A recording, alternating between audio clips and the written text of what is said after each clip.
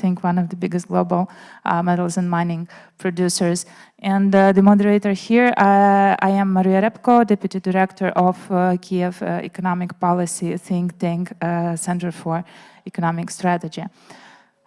So yeah, very warm welcome to all of you here. And let me start the panel with Anna. Anna is doing a lot in assisting Ukraine in the US session, in managing all the financial and technical aid to Ukraine.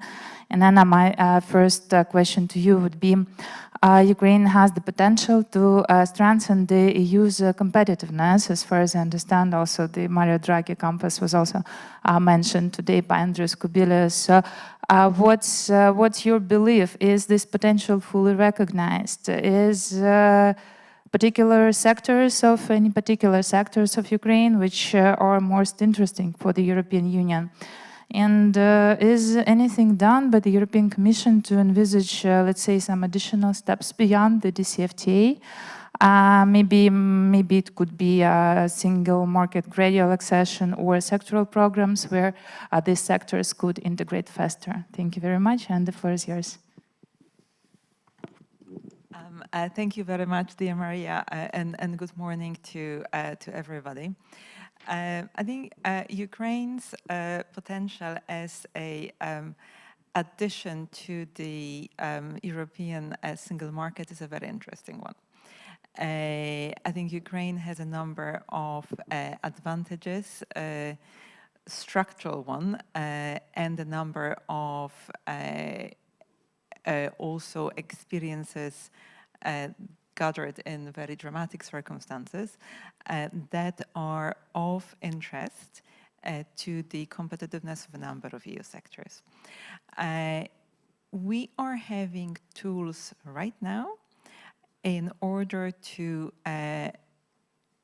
make sure that Ukraine can trade with the Union, in particular in industrial products, but also have already today, without waiting for any further steps in the accession negotiations process, a possibility to integrate Ukraine in specific sectors into the single market. This is on the basis of the DCFTA, Deep and Comprehensive Free Trade Agreement. We don't need anything else for that. What we need is to conclude a very constructive discussions that we have been undertaking with the Ukrainian authorities so that the legislation for the conformity of products, a horizontal one, is adopted in Ukraine, and on that basis, specific sectoral legislation can be adopted. In practice, what we want to be able to achieve is that Ukrainian-produced products in the sectors that benefit from these agreements, and right now we are very advanced in machinery, electromagnetic devices, and low-voltage devices, can get the CE stamp, you know, the stamp that every product produced in the Union has, already in Ukraine. So by Ukrainian bodies, it doesn't have to be done somewhere in the EU, it could be done in Ukraine, and with that stamp, you have access to internal market as if it was produced in a member state. That possibility is available to Ukraine. It's available to Ukrainian businesses as soon as the legislative work on the Ukrainian side is completed and the compliance and the functioning of the institutions is certified by the Commission. So it's a very exciting business prospect. It's also a very, not only for trade, but it's also a very important argument for investment in these sectors into Ukraine. So this is something that we can start with already. There's a number of other issues that we are doing. For example, there is an offer to fully integrate and couple the Ukrainian electricity market with the Union one. That would be excellent for the security of supply of Ukraine, but also for the reliability and the cost of electricity. And for this, an acceleration of certain reforms has to take place in Ukraine. But that is something on which we are working together with the government. Thank you. Yeah, thank you. Thank you very much, Anna, for this insightful talk, insightful intervention, and let me pass the floor to Olga. And my question to Olga would be that we have heard now the European Commission, the Europe's point of view, and what about Ukrainian, right? So you, as the one of the managers in the Chamber of Commerce, you are well positioned to answer that. So, what are the priority sectors where Ukraine can actually probably want to facilitate the integration, most rapidly integrate into the European Union value chains, and how is Ukrainian business community preparing to the European integration? Thank you. The floor is yours. Yeah, thank you a lot. First of all, I need to admit that for now, we have more than 20 product categories that were identified as the most promising with the most promising export potential. And most of them, for sure, like a top 5 of them, it's like a food products, agricultural products, and agricultural export is grows even during the war more than 19% each year. And wood processing, it's for sure electric equipment, manufacturing, textile, and I need to admit that after the beginning of the war, some of these sectors of economy, they move like on the second steps, on the second stages, and a lot of different new sectors, they're just coming to the market, and such as textile companies. Right now, more than 1,000 SMEs in this industry. They are growing demand in Europe for workwear, sportswear. They're working really close with the international partners. For sure, it's IT market. For now, we have more than 5.5 billion in group value added, and more than 40% of international partners work with our Ukrainian companies.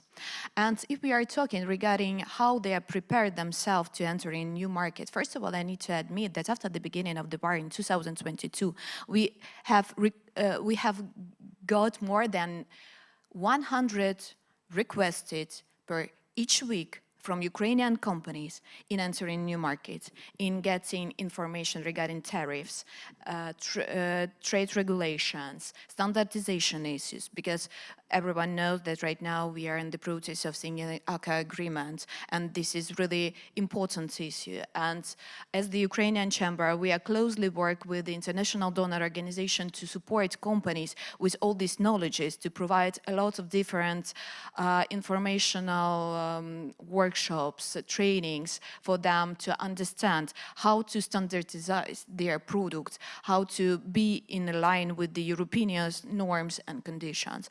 For sure, they are working with the different international projects such as EN, European Enterprise Network, when it supports companies to getting more knowledge about international partners, culture of doing business in European countries,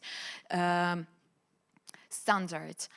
And they have like motivation to become stronger, and also we have a lot of different requests from the companies in excess of their capability, in excess of their export potential. So they want to understand if they can export and how they can export. Yeah. Just a little, one additional question to you. So, if I understand correctly, could your organization be also one of the focal points for internationals who want to contact local companies? Do you do this? For sure, for sure. We are trying to build ourselves. I mean that we have more than 24 chambers in Ukraine, and we are working as the system, and we are trying to build our capacity to provide support for exporters. So right now, I can say that chamber have really, like, you know, a good pool of experts that support Ukrainian companies in entering new markets, European markets and global. Yeah, thank you. Now we are coming to more industry-focused and sectoral-focused part of our discussion with two representatives of Ukrainian businesses, and I think I'm a big fan of both. But I would start with Nova Poshta, with Nova Global. And Daria, happy to see you here. The company grew from a very small private company competing with the state-owned giant Ukr Poshta, and now it is, I think you have your operations in 250 countries and offices in London and New York, like all over the globe, maybe in China as well.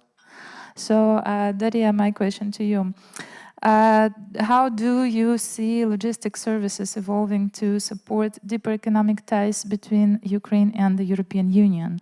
And also, what is the status of the integration process in your sector, in your area? What are the specific features? Thank you.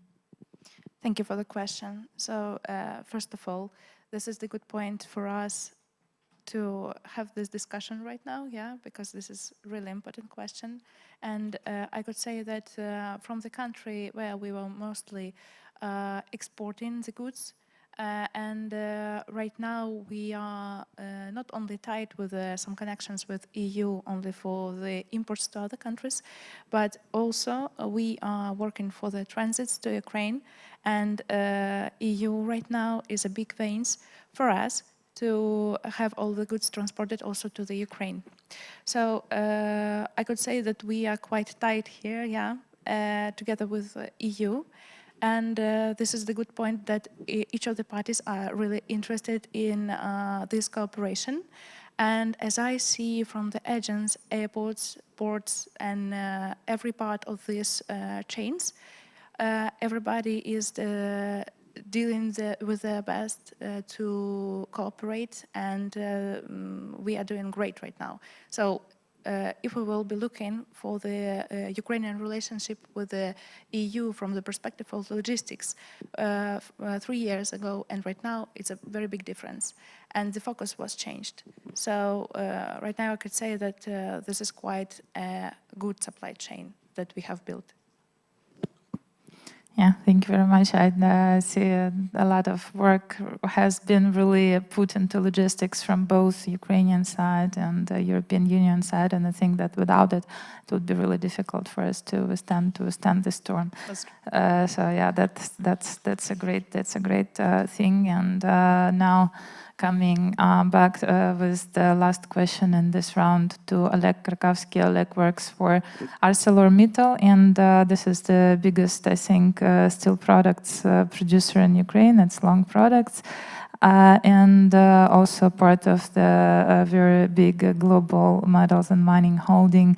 And probably let me first congratulate you on the fact that the European Union has these measures, yes, for has extended these measures for the steel and for the steel industry. I think this is very important for every Ukrainian producer, that it has the free access to the European consumers. Unfortunately, unlike agriculture and some other types of goods. So.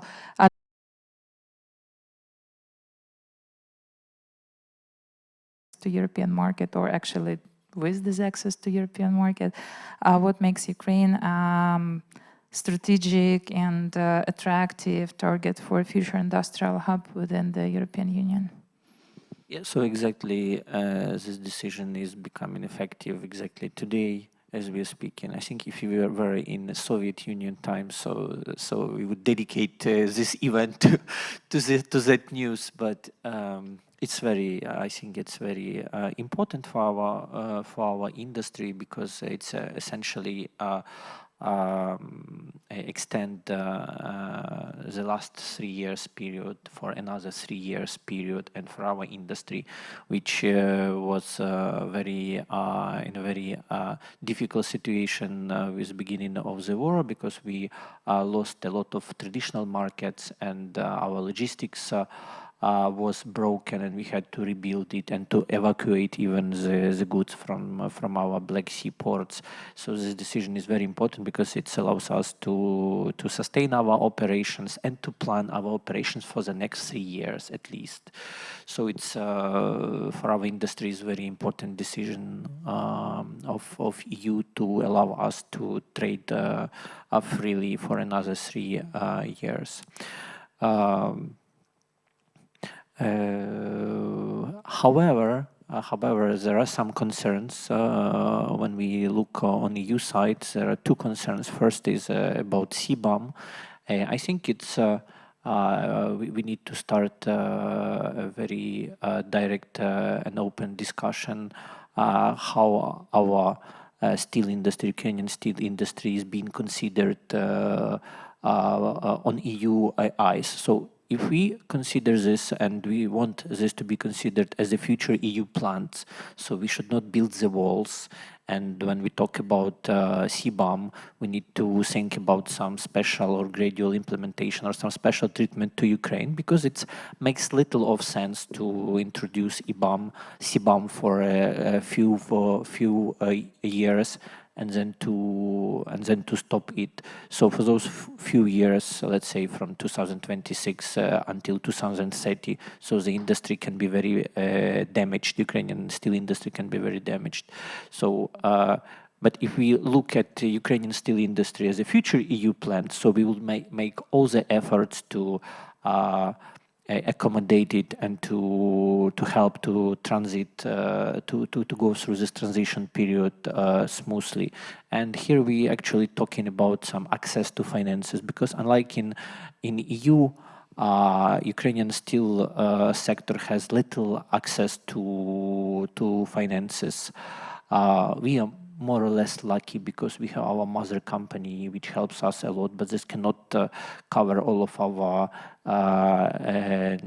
needs, and in particular it's very difficult to attract now for any capex, any decarbonization, and any modernization. So I think, and there are a lot of talks now that maybe this Ukraine Facility Fund can be used to build a green steel in Ukraine.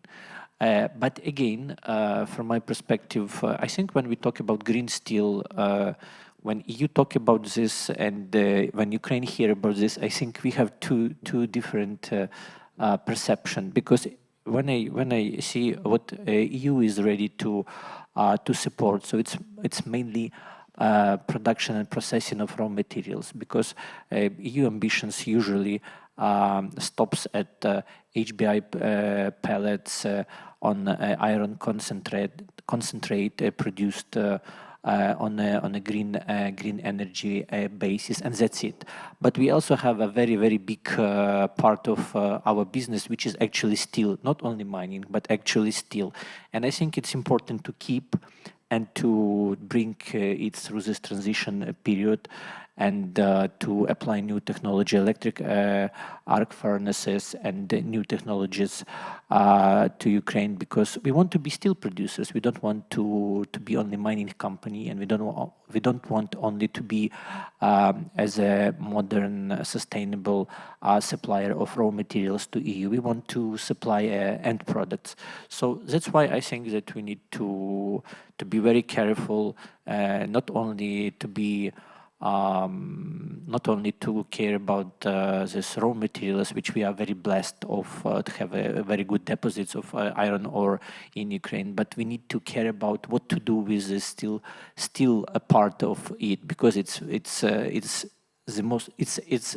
this part which is most polluting, a lot of energy intensive, and this requires a lot of efforts actually to bring it to on EU level.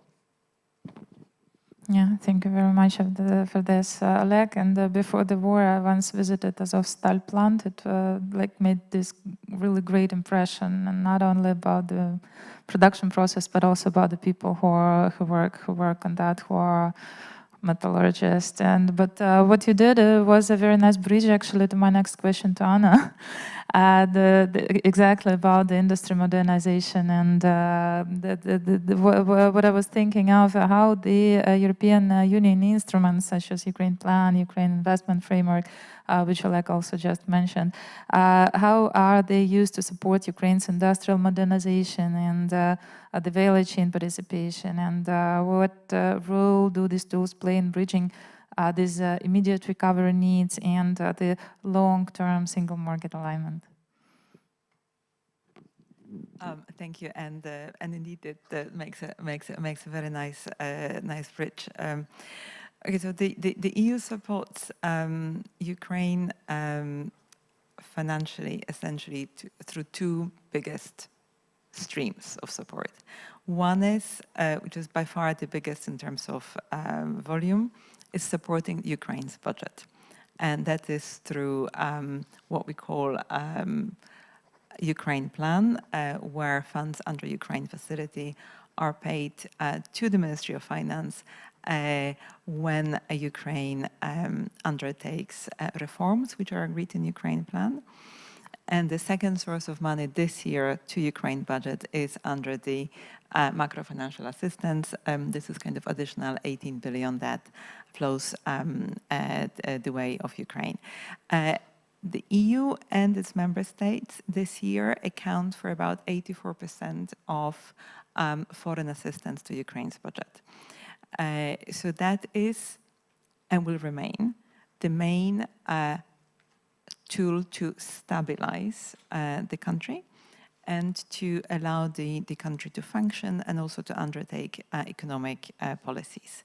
And again, the policy conditionality in the Ukraine plan is the whole range of structural and other reforms that also go quite a long way into the modernization of the country and of the sectors, including eventually the green transition. I think we had long discussions about resumptions of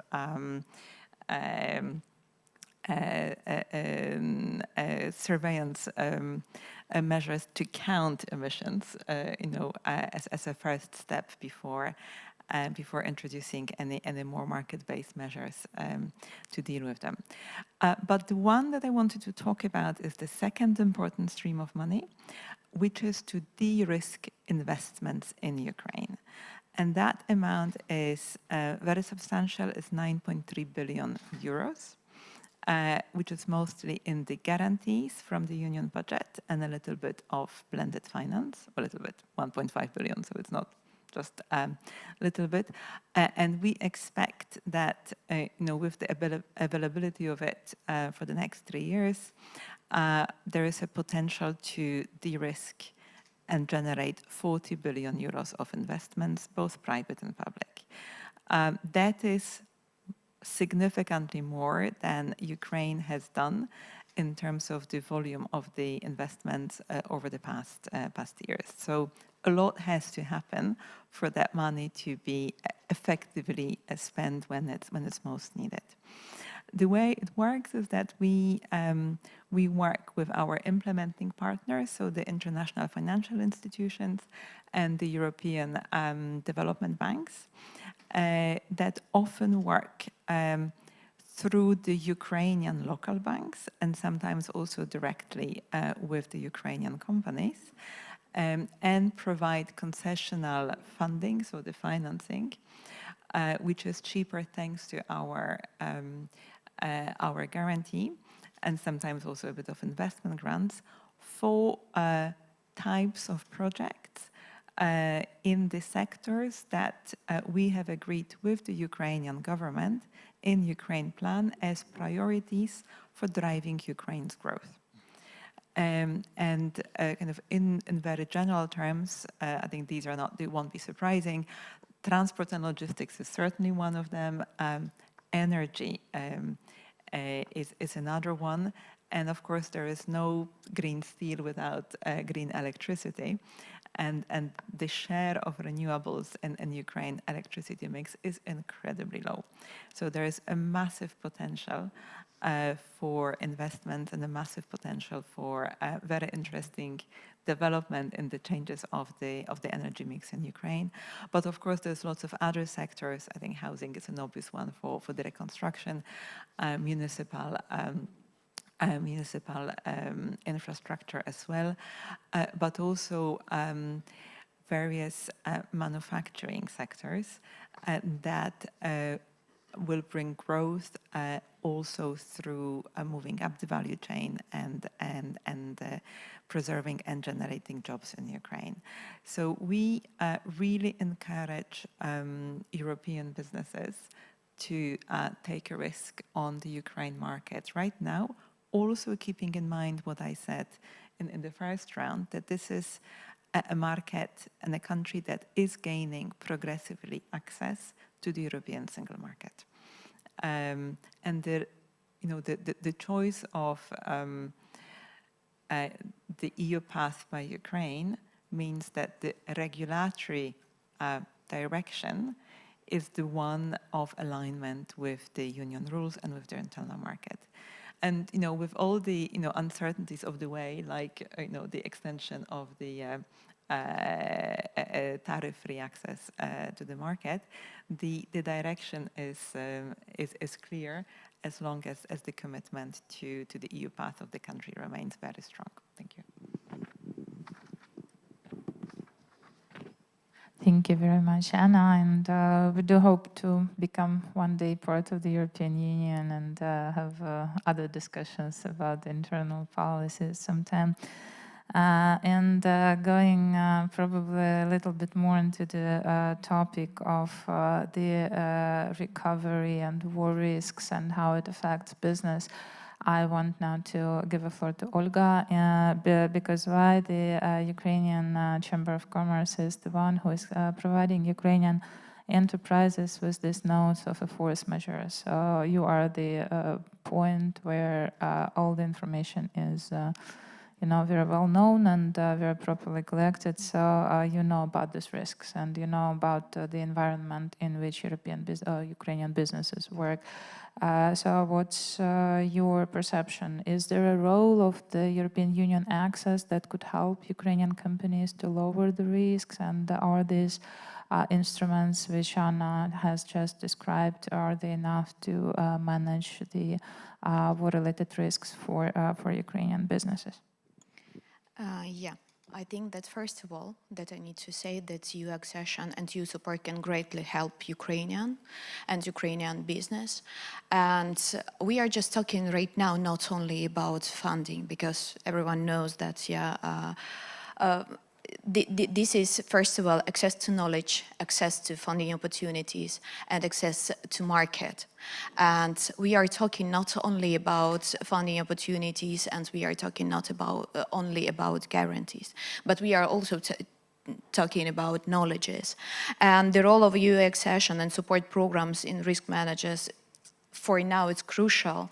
And first of all, it's market certainty. So EU accession offers not just a political anchoring, but also predictability in regulatory, financing, and the trade frameworks.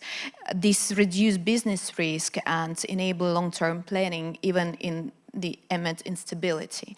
And for sure is the risk and blending finance instruments. These programs like EU-Ukraine facility, the programs of the EBRD guarantees can help crowd in private capital by sharing risk. And these instruments are crucial for infrastructure, production capacity, and SME lending recovery.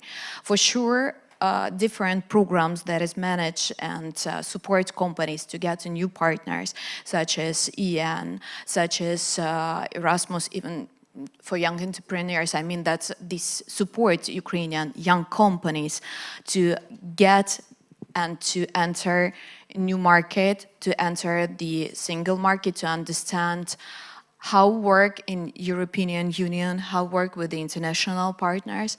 And for now, we have a lot of different programs that's supporting with the export credit agency, like export guarantees. And also a lot of different programs that support those companies that have been affected with the war and relocated their business to another territory in Ukraine and even try to enter globally.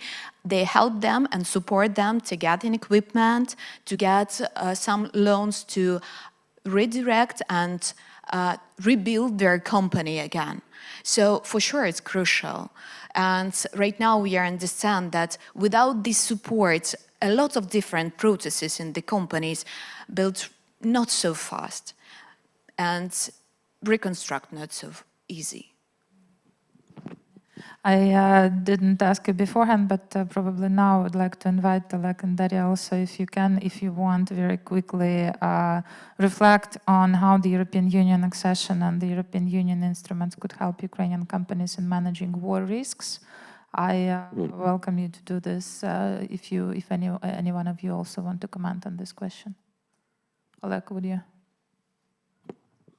Well, actually, there is a really long talk about war risks insurance, and I think it started from URC in London. And but what we see, because I represent a very big business, so what we see, despite of those talks, there are little appetites for really big investments, or some schemes are very difficult, some schemes are not workable. Like we looked at some schemes like this German federal scheme for risk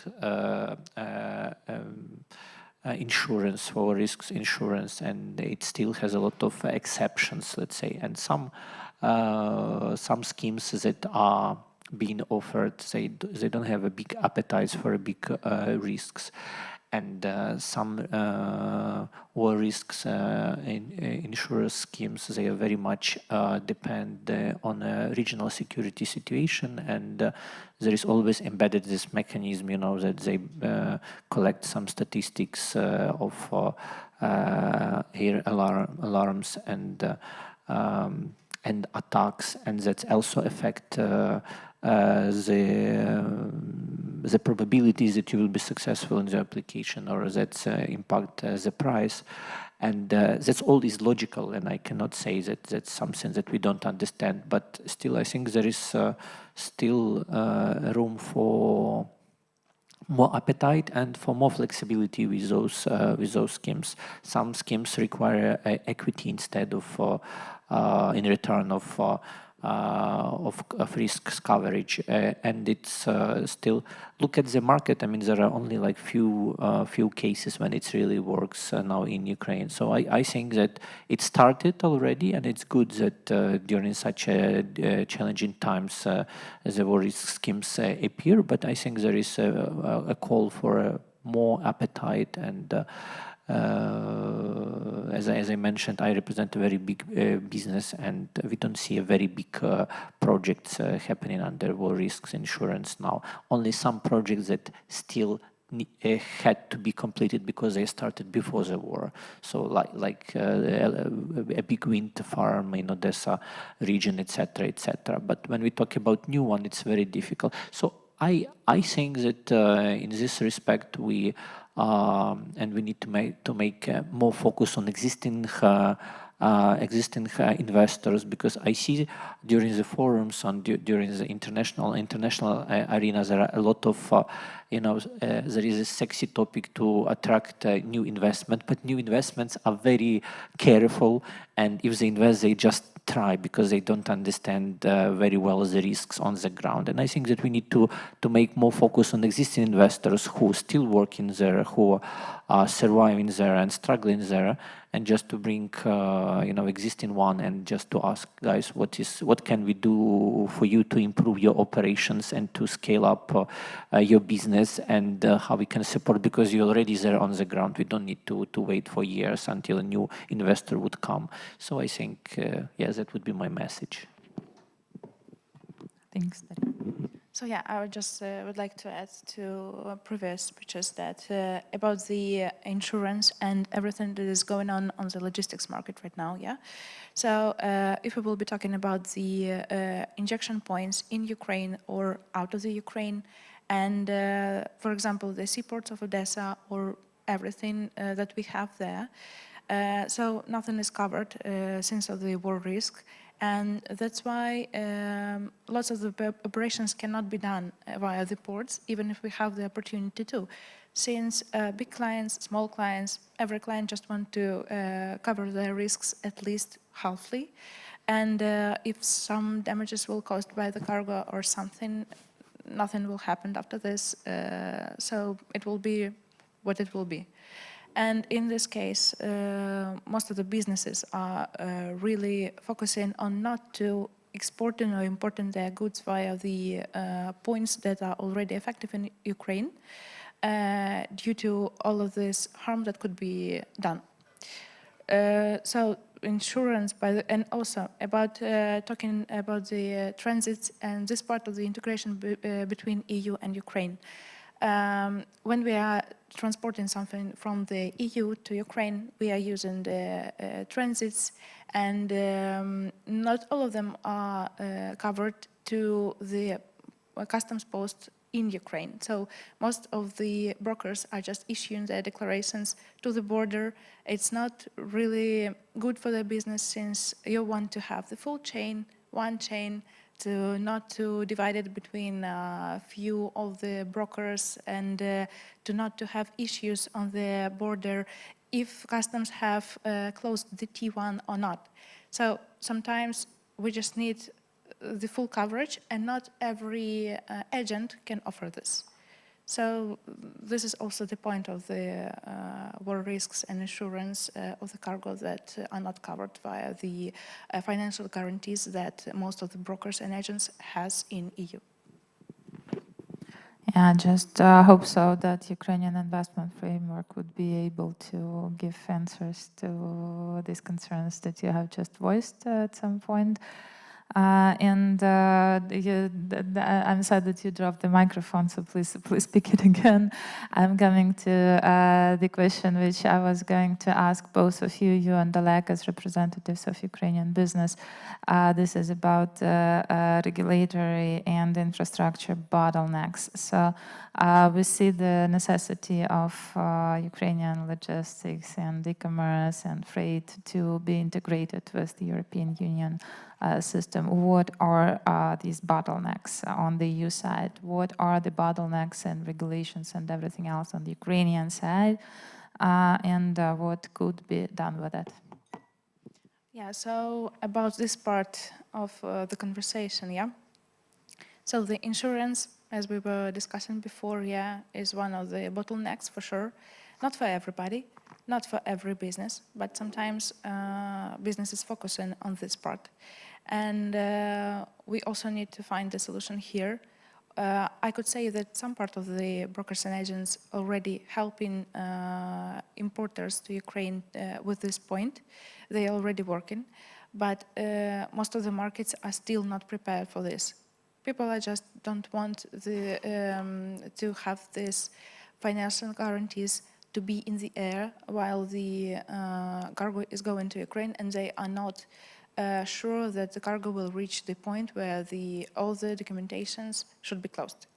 So this was the one point, but we have a lot of different bottlenecks, unfortunately. But this is just means that we have a lot to work on, yeah. And first of all, I could say that when we are integrating with EU systems, customs or not customs, we have a lot of new things that were released in EU. For example, ISS shipments to EU. We have the ICS2 import control system that was released for air freight deliveries, for the truck deliveries into the EU. So since all of these systems sometimes have new parts in them, and we are integrating with some parts, and we need to integrate with a new one, and yeah, since it's not something very stable and it's only in progress, sometimes we just need to have new API integrations that takes a lot of the time, since to be integrated with any custom system, I could say that it's always an issue. It takes a lot of the time and an effort, and not all of the systems are very comfortable for each company to have the integration with, and not everybody has the specialists who could totally understand the IT integration of European Union, for example. So that's why smaller businesses just will not do it on their own. But even the bigger players on the market, from the logistics perspective, not always can do this. So this is a big bottleneck that I see from my side. And also, if we will be talking about the facilities and the crossing of the border, since, as we were talking about the transit before, most of the cargoes to Ukraine right now is arriving via the EU. And even if it's arriving to the ports or airports, it doesn't matter.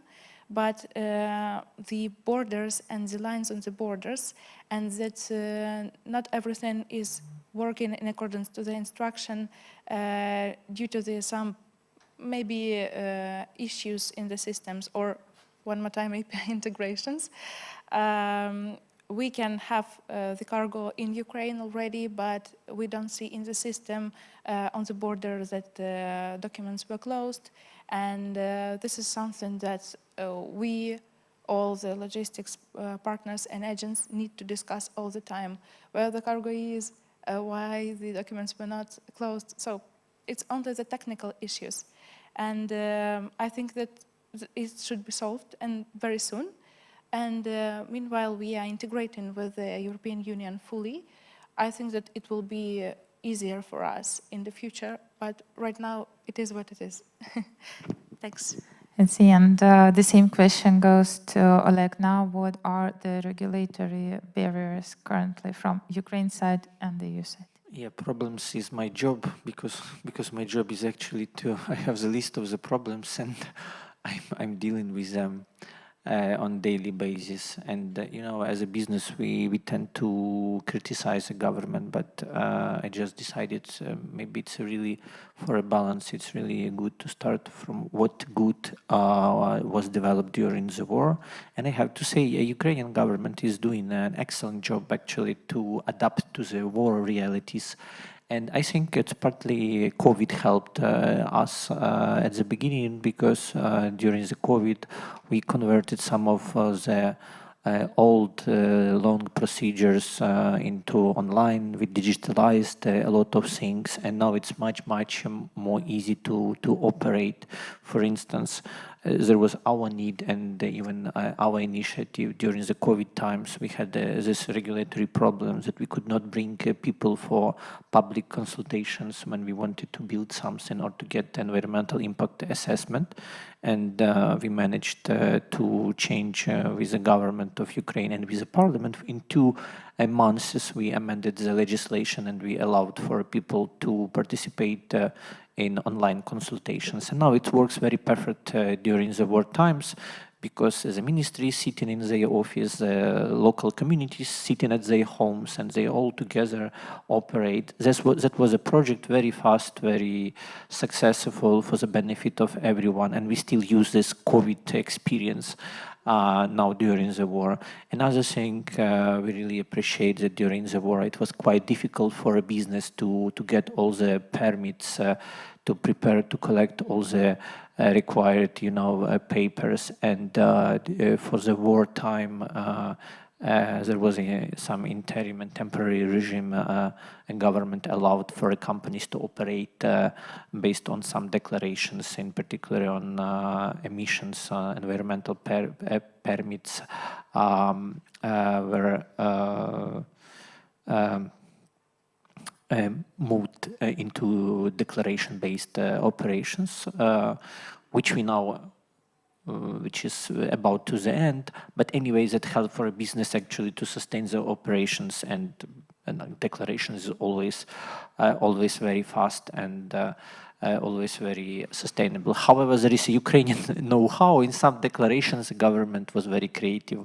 There was some cases when, in particular in architecture and construction, they could not recognize the declaration, and just to give it back to you, that was very Ukrainian know-how, but we fight it with this on different ways, successfully actually. But let's move into critics. I think we have a very big need when we talk about recovery. We really need to think about some fast tracks in permitting, because permitting is not ready for fast recovery. There is still a lot of procedures, like we are living in peace times. For instance, environmental impact assessment. So it usually takes 6 months if you are successful.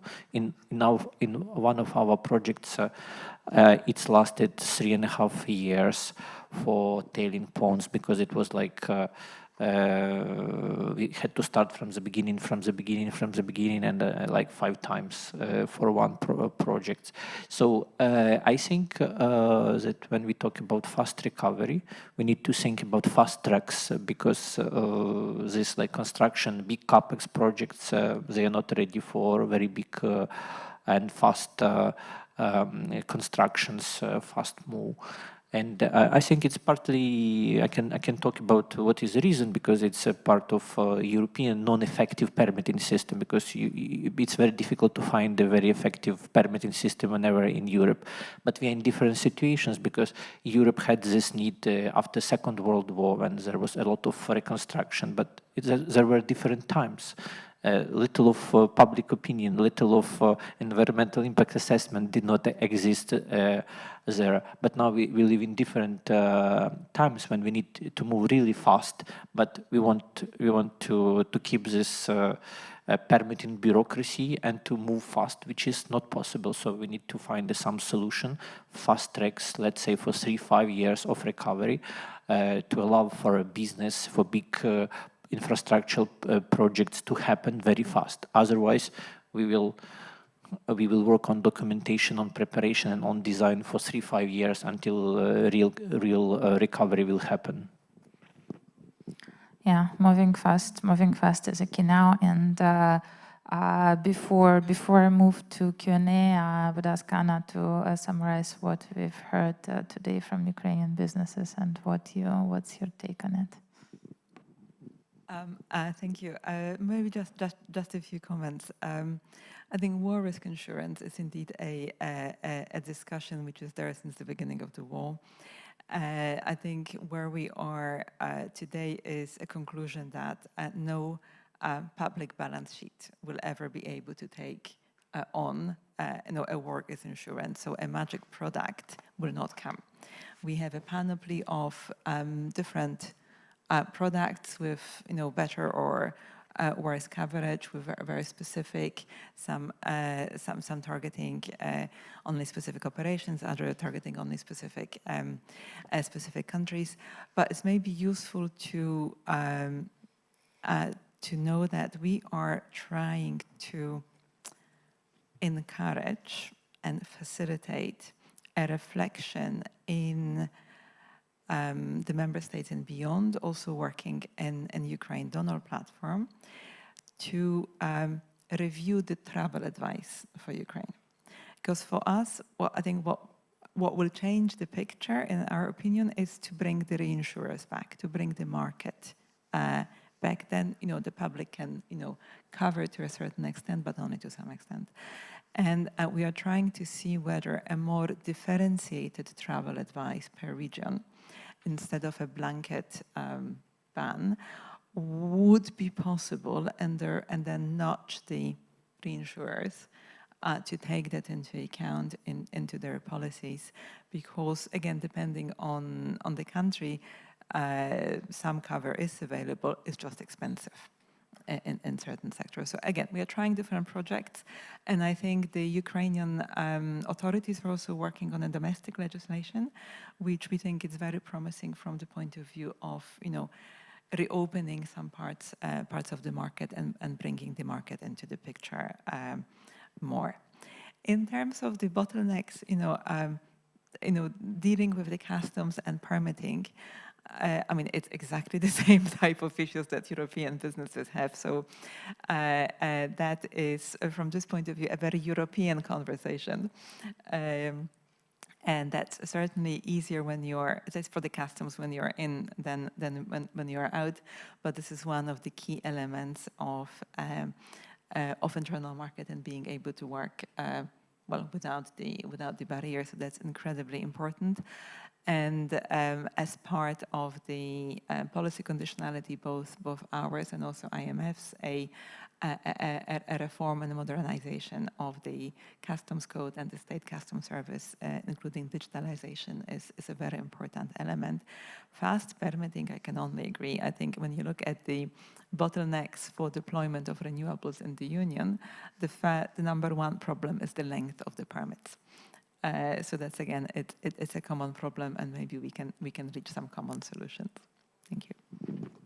Yeah, thanks a lot for that. As Ukrainian civil society organization, economic policy think tank, I do share your view on the customs problems, and this is one of the things where we should monitor very closely if they are doing these obligations or not. And with this, I would probably suggest open the floor to the questions and answers, to Q&A.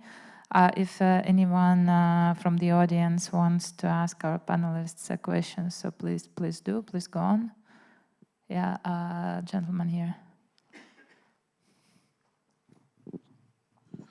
My name is Boris Gongalyuk. I'm CEO Lemmer. Our company proposed for big project as a PPP to rebuild Lviv railway yard and for the freight, for the passenger to connect Ukraine and the European Union fastly and in the new solutions that only rail used to move goods through the border. And the question is, two questions. Can we, our consortium, can we give support by European Union funds to propose the government of the private-public project? It's the first one. And the second one is because the main line crossing the border and the time of crossing is wide of the border. The 1 hour of standing on the border is 100 kilometers. So is it possible to have a special rules for moving cargo and passenger when they move through the railway? Because when a railway operator moves the goods or people, they can check its customs clearance and border clearance in the point of the carriage and can clearance in the point unloading. So is it possible to support to this big problem of our project? Yeah, thank you. Let's see if there are other questions in the audience, so we can take them maybe and then answer together. Natalia, I see one hand here.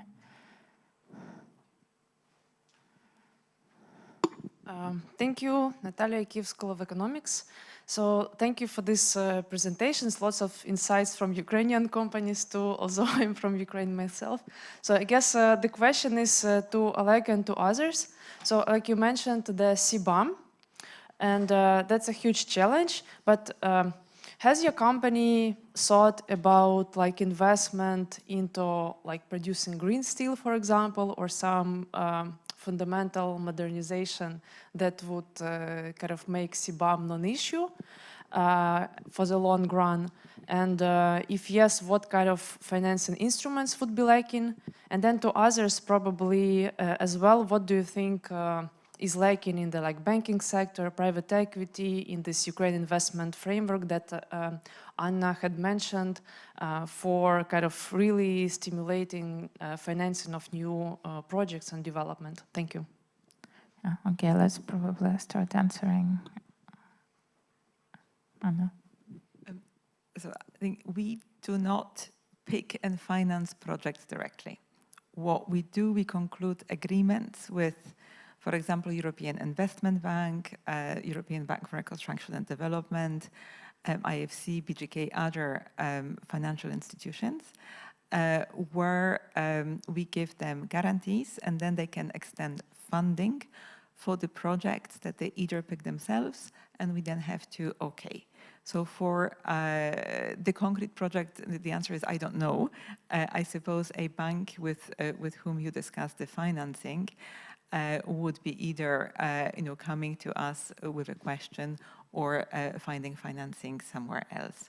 On your second question, I'll have to check with my colleagues dealing with customs. I simply don't know. Thank you. Yeah, maybe Oleg on the second question, right? Or... Yes, of course, we have the biggest challenge now is access to electricity, and it's a very, very big problem with a lot of segments, starting from how you import when the EU electricity is cheaper, and we have some problems actually to import at those times when it's actually cheaper than in Ukraine.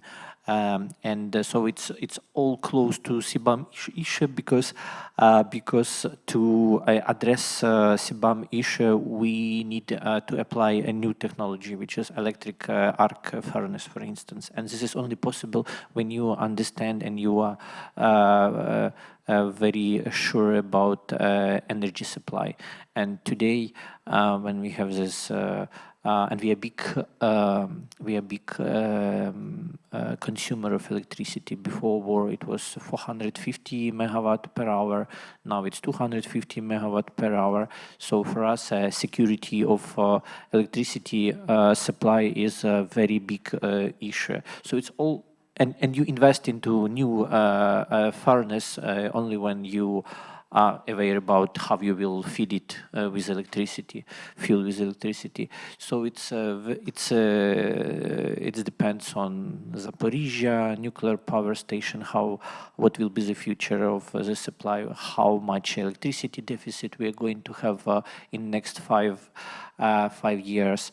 How we is it possible to import electricity, and of course, as you mentioned, is it possible to produce? Of course, we are considering some renewables projects to create so-called, we call it a energy island on our plant. It's not possible without energy storage, because with renewables it's very difficult. And but anyway, it can only secure a part of our consumption.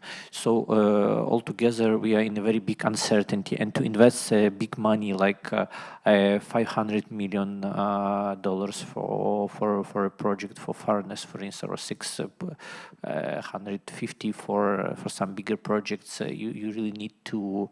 This is only for furnace, for instance, and you really need to be very sure about energy supply, because you cannot invest this money in 3 years and it will stay without electricity, either because of the price, either because there is no security of supply. So it's very challenging, and for us it's a very big uncertainty. But we cannot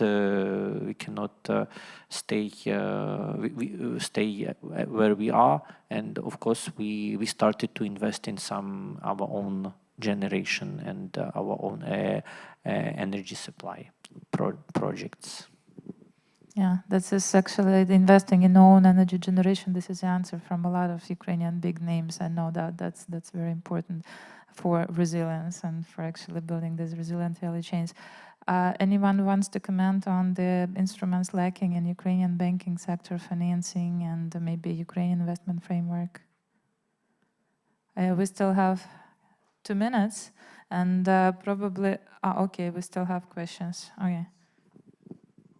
Yes, thank you. I would like to come back to the statement, important one, of Anya, on the request on which will be made to member states to change the travel advice. Because please be short. We have 1 minute and 30 seconds. Sorry? Be short, we have 1 minute. So my question is simply, at what level this request will be done? Will be at a working level, or will, for instance, at the Commission level, will there be a statement on this issue, or which level simply this request of changing travel advice to member states?